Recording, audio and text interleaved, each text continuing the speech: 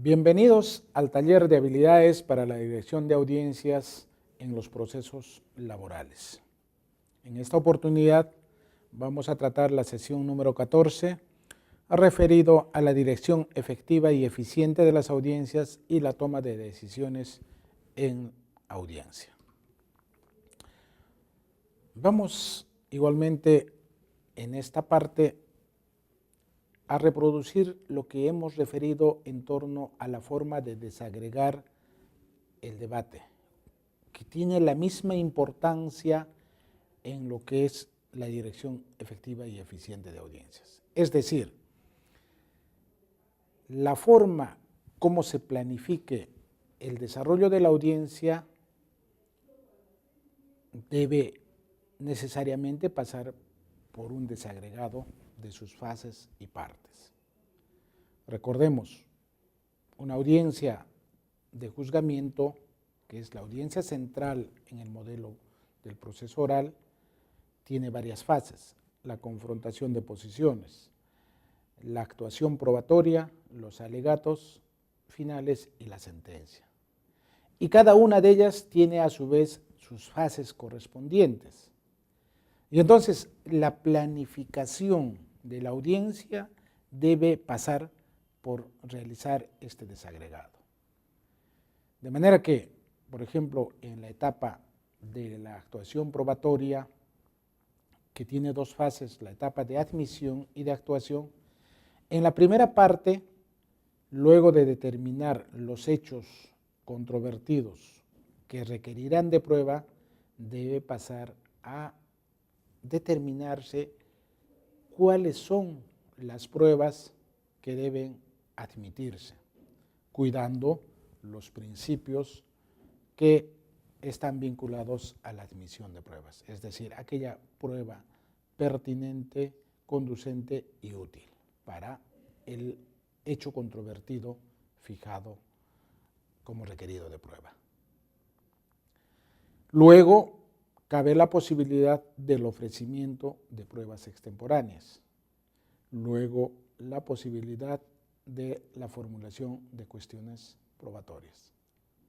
Entonces, fíjese que el desarrollo de toda la audiencia puede ser desagregado en fases y el juez debe efectuar esta planificación para tener un desarrollo fluido y sucesivo y secuencial de la audiencia en el menor tiempo posible.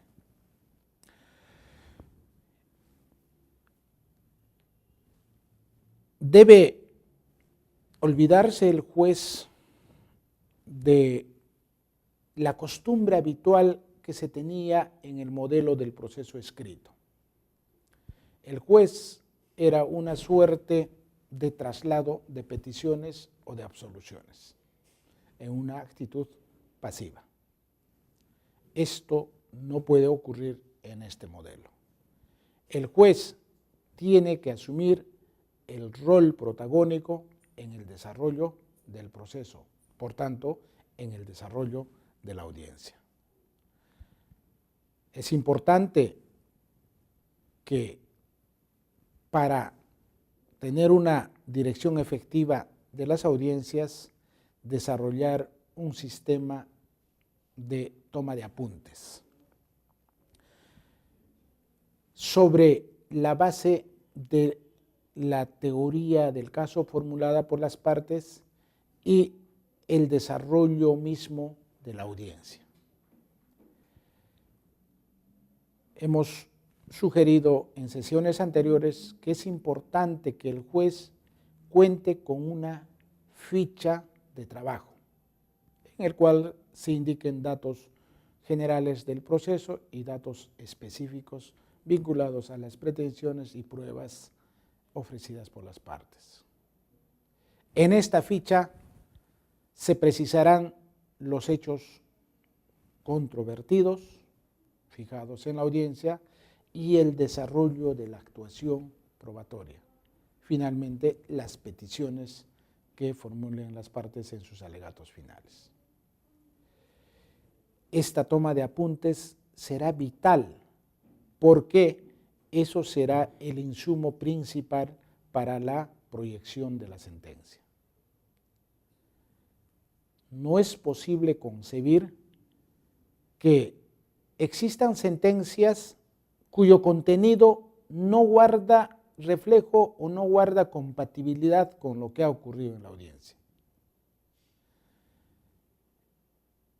Hemos podido advertir al revisar recursos de apelación en muchas ocasiones que hay un buen desarrollo de la audiencia de juzgamiento por parte del juez.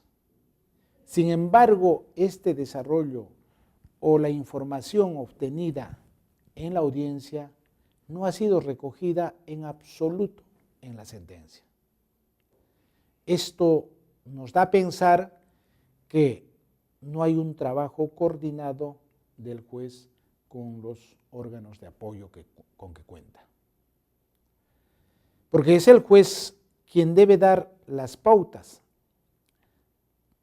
al asistente que le apoya en la proyección de la sentencia. Y esta ficha de trabajo en el cual se realicen estos apuntes será vital, inclusive para la revisión del proyecto por el juez. Dada la cantidad de casos que diariamente ve el juez laboral, indudablemente no tendrá preciso esa información en la mente siempre. Entonces, al realizar la revisión de la sentencia proyectada, indudablemente su base más importante será esa ficha o carpeta de trabajo en el que realizó los apuntes pertinentes. Y en ese apunte se tendrá que indicar cuáles van a ser los parámetros de la decisión, los fundamentos que deben ser mencionados y cuál es la decisión en cada caso concreto. Esto evitará que los asistentes tengan que dispendiar largas horas viendo las audiencias de conciliación o las audiencias de juzgamiento. Eso no puede ser posible, porque en tal caso estamos haciendo un dispendio del tiempo y de los recursos. Y evidentemente eso explicaría por qué es que hay demora en la emisión de las decisiones. La dirección de audiencias efectiva y eficiente implica el ejercicio del rol protagónico del juez para confrontar a las partes. Desde el inicio, desde la confrontación de posiciones o alegato de apertura, el juez tratará de centrar la exposición del demandante a efecto de precisar cuáles serían los hechos en controversia que deben ser materia de probanza en esa audiencia. Y ello es posible dado que ya las partes tienen mutuamente las teorías del caso propugnadas por la parte contraria. Es decir, las partes ya van premunidas de toda la información, tanto de la demanda como de la contestación de la demanda, a la audiencia. No puede permitirse en la confrontación de posiciones que se aleguen hechos que no van a tener ninguna vinculación con la actuación probatoria. Por eso es que sugerimos el control de tiempos, y este control de tiempos debe llevarnos a otorgar un máximo de 5 minutos. Excepcionalmente, en aquellos casos extremadamente complejos, podrá asignarse un tiempo mayor en función a los parámetros de complejidad determinados en cada caso. Pero en ningún caso estimo que debería superar de los 10 minutos. Es un tiempo suficiente para que las partes puedan determinar los hechos controvertidos.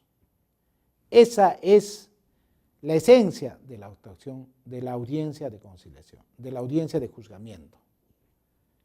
Y el juez tiene que orientar y dirigir la actuación de las partes a esa finalidad.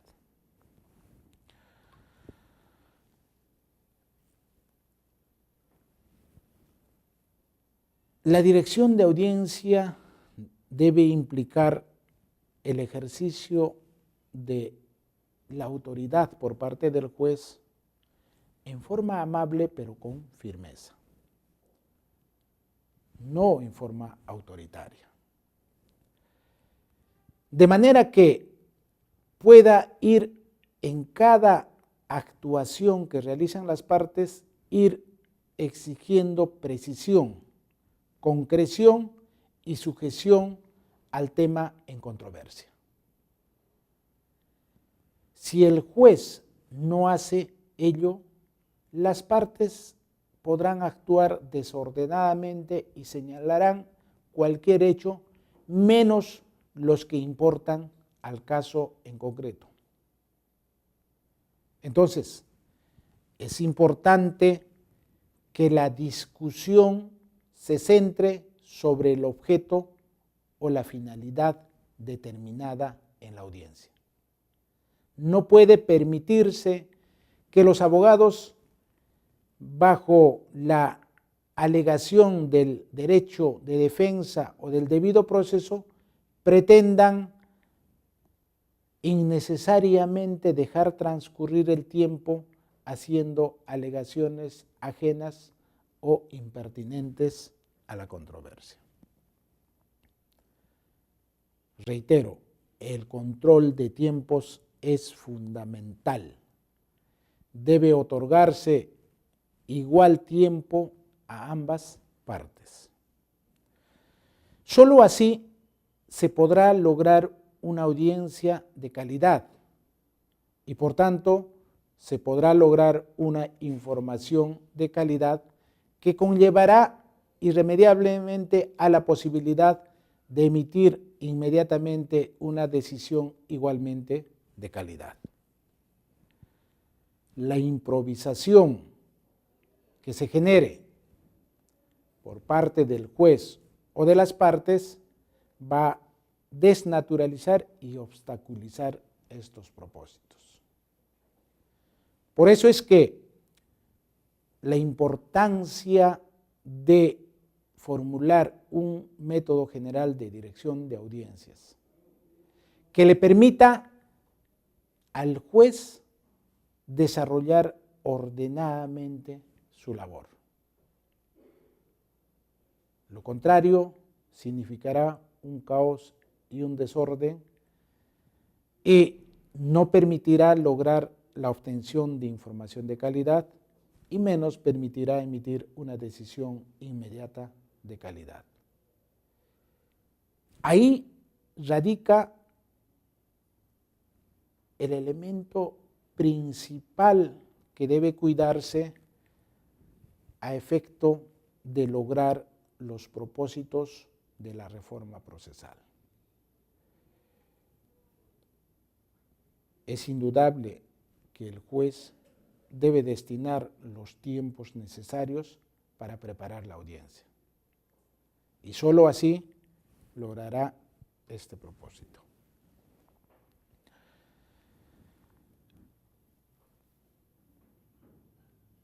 Todo juez debe entender que el principal motivo de la audiencia, reitero, es obtener información de calidad para adoptar decisiones inmediatas de calidad. El juez en esta tarea o en este propósito debe preferir hacer una interpretación de las normas en un sentido que permita la mayor confrontación entre las partes y la interactuación entre ellas. Esto se va a graficar, por ejemplo, en los casos en que se den dudas respecto a si se admite o no un medio probatorio. y particularmente en el caso de los medios probatorios extemporáneos. Puede ocurrir que la proposición de una prueba extemporánea no guarde los requisitos o el estándar de legalidad exigido por la norma. Sin embargo, si la prueba es importante y relevante para el caso y además se va a garantizar el contradictorio en la audiencia, el juez deberá optar por la admisión del medio probatorio, aun cuando ella no reúna los requisitos previstos por la ley para ser considerado como prueba extemporánea. Entonces, la dirección de la audiencia conforme a los parámetros que ya hemos mencionado en esta y en las sesiones anteriores, evidentemente implicará, ¿no?, una actuación o el desarrollo de la labor jurisdiccional en forma eficiente y efectiva. ¿Por qué? Porque sólo así será posible que el juez pueda emitir la decisión en forma inmediata. La falta de una decisión inmediata entonces permitirá afirmar que el juez no ha desarrollado una dirección de audiencias efectiva y eficiente. Por tanto, permitirá afirmar que no ha desarrollado un método general de dirección de audiencias. Por tanto, significará que el juez no ha cumplido adecuadamente su labor. Esa sería una conclusión si no logramos ese propósito esencial. Uno de los motivos de la reforma procesal precisamente ha sido la predictibilidad y la transparencia en la decisión judicial. Y esta transparencia solo se logrará o solo lo lograremos si dictamos las decisiones inmediatamente concluida la audiencia. Como habrán podido advertir, eso no es imposible. Está ciertamente condicionado a desarrollar un trabajo de preparación. Seguramente el inicio de esta labor podrá tener complicaciones, pero la práctica permanente irá generando una expertise. De manera que el juez, con la práctica constante, con el perfeccionamiento constante, va a estar en posibilidades de dictar la decisión en cualquier tipo de audiencia. Lo importante está en, como hemos referido, tener claro cuál es la teoría del caso formulada por las partes y cuáles son los hechos controvertidos que deben ser objeto de la actuación probatoria.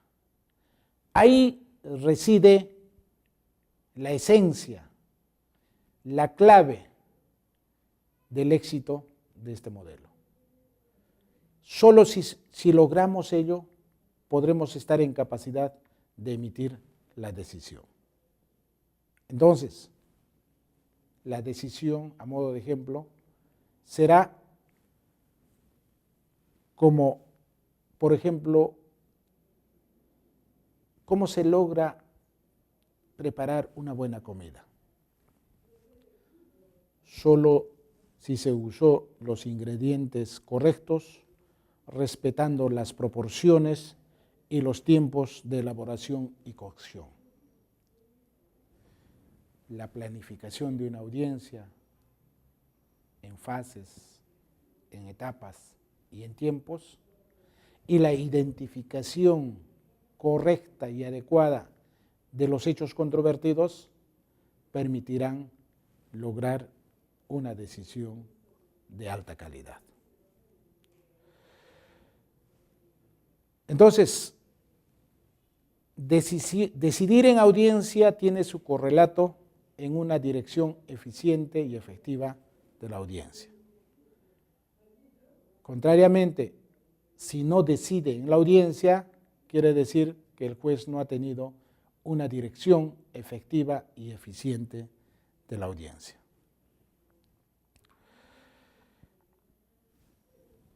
La decisión debe tener algunas características.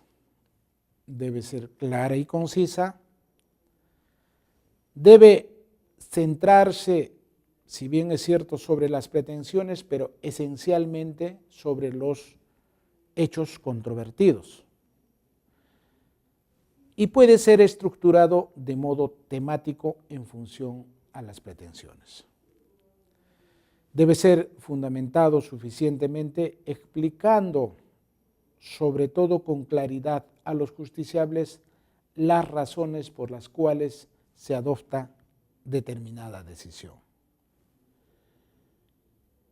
Esta decisión oral no debe estar lleno de citas legales, ni doctrinarias, ni jurisprudenciales. A lo sumo, una referencia tangencial de las normas y de los criterios jurisprudenciales que sustentarían la decisión. Salvo, por cierto, que se trate de casos de importancia o relevancia o de interés general o de interés académico, por ser temas novedosos. Usualmente eso casi no ocurre. Excepcionalmente, si tuviera un caso de esa naturaleza, podrán igualmente desarrollar una decisión con un mayor análisis y con una mayor profundidad.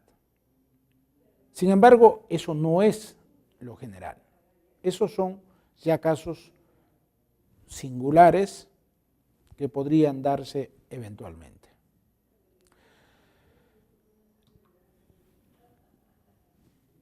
El momento de la decisión, hemos dicho, debe ser en la audiencia.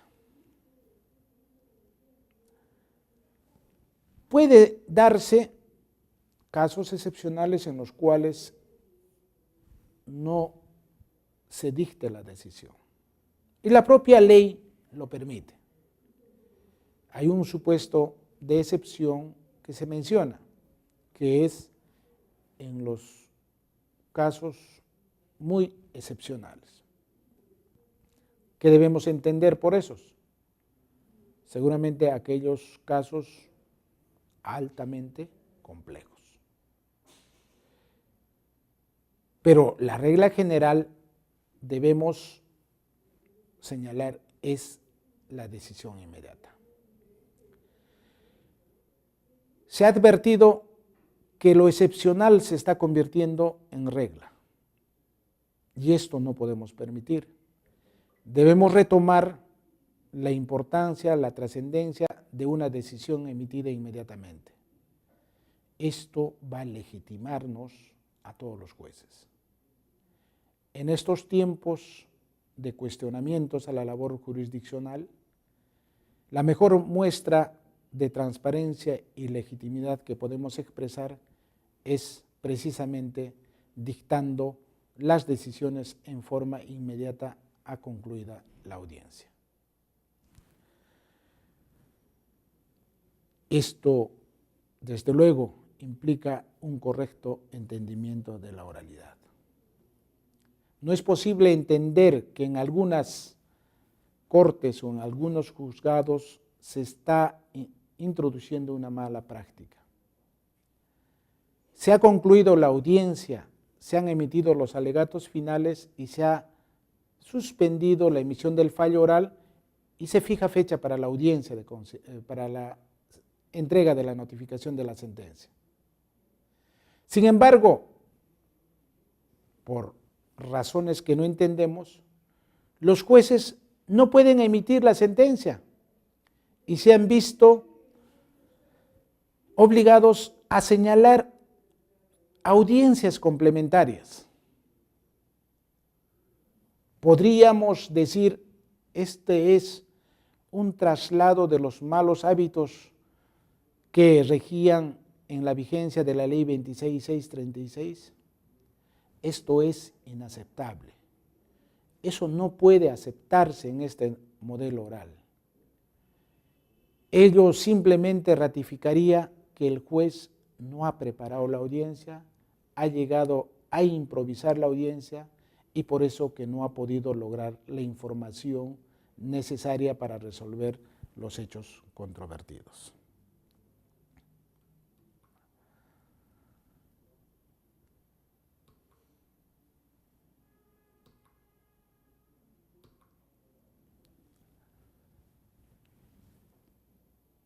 Entonces, cada uno de ustedes, en base a las sugerencias mencionadas, podrá desarrollar una metodología general de dirección de audiencias propia, que tomen en cuenta los pasos que se han señalado y desde luego, por las particularidades de cada corte, podrá desarrollar los ajustes o precisiones que estimen necesarios en cada uno de estos pasos, adecuándolos a su propia realidad. Debemos decir que no todas las audiencias, no todos los casos se resuelven bajo un mismo esquema. Cada caso es particular. Cada caso puede ser resuelto de distinta manera. Inclusive casos similares pueden tener un trámite diferente o pueden llegar a decisiones diferentes. En eso reside la oralidad, la participación de los actores y protagonistas pueden llevar a estas diferencias. Esperemos que con estas sugerencias puedan ustedes reafirmar el propósito que tenemos, que es la consolidación de la reforma del proceso laboral en el correcto entendimiento de lo que es la oralidad y la inmediación. Finalmente, vamos a precisar algunas cuestiones en torno ya a la decisión, es decir, a la sentencia. Es importante tener en cuenta que todo el trabajo que desarrollamos en el marco del nuevo esquema del proceso laboral debe estar orientado a cumplir esa exigencia de la celeridad y la pronta solución de los conflictos sometidos al órgano jurisdiccional. En tal sentido, es importante que dentro del trabajo de preparación de audiencias y toda la metodología general de la dirección de audiencias, debe también el juez prever los trámites adicionales que deberán realizarse ya en fase de ejecución de sentencia. Y acá el tema de la decisión tiene que ver mucho con esta fase. En la medida que una sentencia sea íntegra, completa y comprenda todos los conflictos que puedan derivarse, va a permitir una ejecución rápida y célere de la misma. Entonces, es importante que además la sentencia deba cuidar o deba cuidarse que no se incurran en causales de nulidad. Es importante tener en cuenta que la decisión inmediata no debe descuidar la obligación de revisar que el pronunciamiento comprenda todos los temas controvertidos. Así, deberá pronunciarse sobre todas las excepciones que pudieran haberse deducido en el proceso o cualquier incidente que pudiera haberse producido. Las tachas, las cuestiones probatorias, los temas vinculados a la admisión de medios probatorios extemporáneos o pruebas nuevas, en fin, todas las incidencias que ameriten la decisión y que hayan sido suspendidas para ser emitidas conjuntamente con la sentencia. Asimismo, debe cuidarse que el pronunciamiento comprenda todas las pretensiones invocadas en el proceso. No puede dejar de pronunciarse sobre ninguna pretensión. No es posible, como muchos abogados pretenden, que se haga una integración de la sentencia cuando se ha omitido el pronunciamiento de un extremo.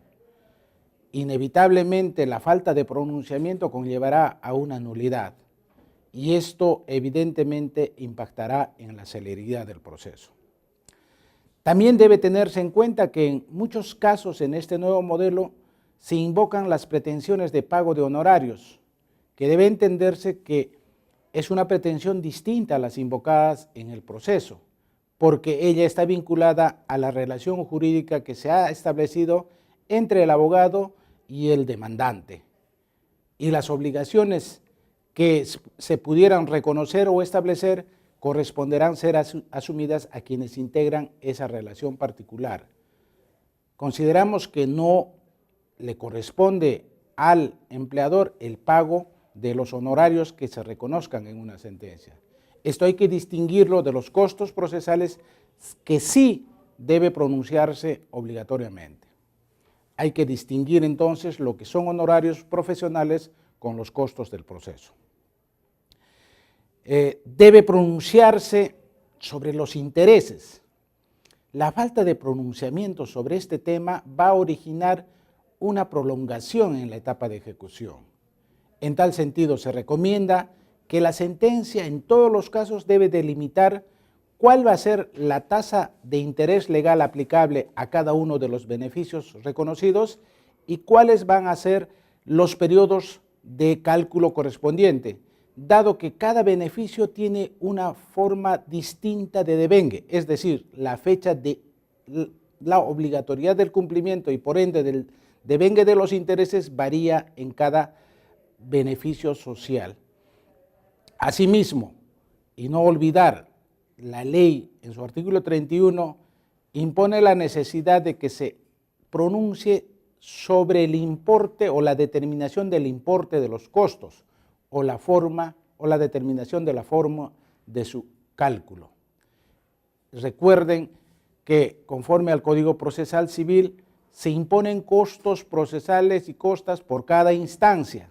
Por tanto, en una sentencia de primera instancia deberá determinarse cuál es el importe de los costos o cuál va a ser la forma de cálculo de los costos expresamente pronunciado. Y esto debe ser cumplido. Esta exigencia, si bien es cierto, es distinta a lo que pasa en el proceso civil, tiene su explicación, en el sentido de que el artículo 38 de la Ley Procesal de Trabajo, cuando habla de la posibilidad de la suspensión de la ejecución de la sentencia que ordena el pago de obligaciones de dar sumas de dinero, exige que el empleador, además de solicitar esta suspensión, debe acreditar el pago de todo lo adeudado, incluidos los costos, o la entrega de una carta fianza, igualmente determinándose el importe adeudado que debe incluir los costos. Resulta pues compatible esta exigencia, porque estando definidos los costos procesales tanto en primera como en segunda instancia, se tiene claro cuál va a ser el importe de estos costos y los cuales serán tomados en cuenta para la posibilidad de la petición de suspensión de la ejecución por parte de la demandada. Estos últimos aspectos deben ser observados cuidadosamente. Con esto evitaremos que la fase de ejecución se extienda innecesariamente. Recordemos, uno de los principales objetivos es resolver prontamente el proceso, y el proceso no solo comprende de la demanda a la sentencia, sino hasta la ejecución y el archivamiento definitivo del proceso. Muchas gracias.